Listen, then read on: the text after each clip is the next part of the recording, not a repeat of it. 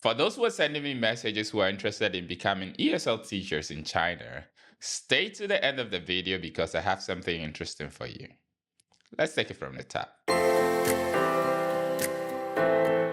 So you want to work as an ESL teacher, or you probably want already. One of the essential things that you really need is an introduction video, a self-introduction video.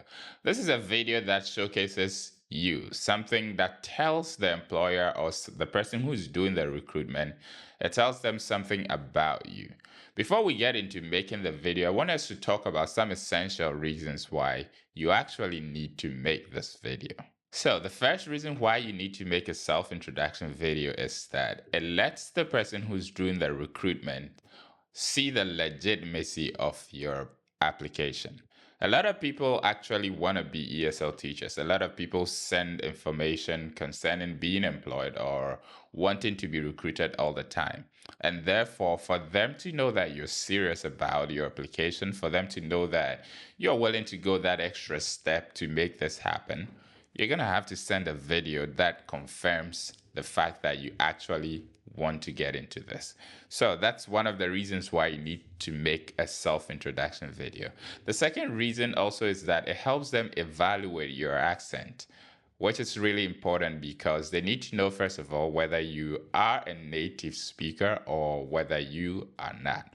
And this is not only good for them, it's also good for the schools because the schools also need to ascertain what kind of person that they are going to employ. And that brings me to the third reason because they usually send this video and together with your information and all that to the schools so that the schools can actually put a face and a voice to all the other information that they get. So imagine you're an employer and you're sent all this information about someone you want to employ. At least you want to put a face to all the information that you get. So this is a way for recruiters actually to do this. With your application, together with your self-introduction video, they have something they can talk to the schools about. For instance, this is the guy, he's from America, he has this, he has that, and then your video actually confirms it. So it's kind of good. Now, let's get into some of the important things that you need to highlight in your video. Obviously, making an introduction video, you start with your name and then you're gonna go with your age. One of the things you need to include is your country of origin, as in where you come from, where you were born, and where you were raised. The other thing you need to talk about is your current location, whether you are abroad in another country or whether you're actually in the country where you are seeking employment.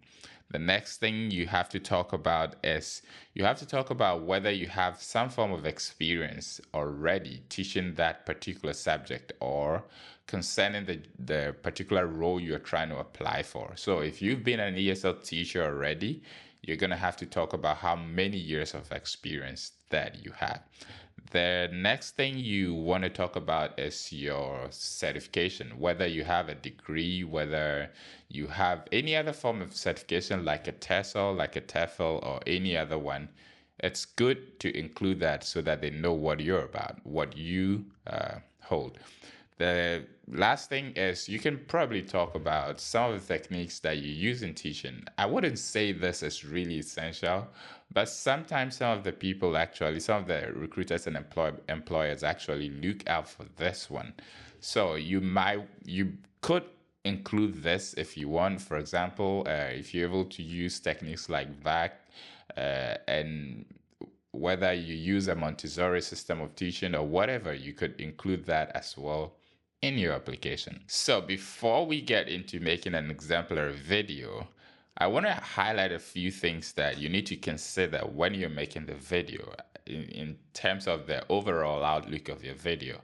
So for instance, in your video, you need to try as much as possible to look official. So for example, I'm not talking about like you don't need to go overboard and do a suit and tie or something, but it's good to have a nice looking colored shirt. Don't go with a ragged clothing or something like that. It's good to look very presentable when you're making your video. The next thing is that you need to show enthusiasm in your video. Don't go overboard and, too much. Don't overdo it, but at least they need to know that you're someone who is excited about the work. So at least you need to show some level of enthusiasm. The next is that when you're speaking, you need to be as natural as possible. Don't be robotic sounding. Don't make your employer or your recruiter feel like you're on the edge. It's like you're doing this just for the job. You need to be as natural as possible because they need to know your personality. They need to be able to evaluate your personality. And the way they can do that is when you're as natural sounding as possible. The next is that you need to make sure your video is clean. What I mean by that is don't be in a marketplace and record a video. Don't, as much as possible, make sure your video is just you. Don't record a video where there are a lot of people moving in the background or there are things in the background that could be disturbing or distracting. So that is very important to consider. Also, you want to pay attention to your posture when you're recording your video. You don't want to slouch or look unpresentable during your video. Try to be as straight as possible.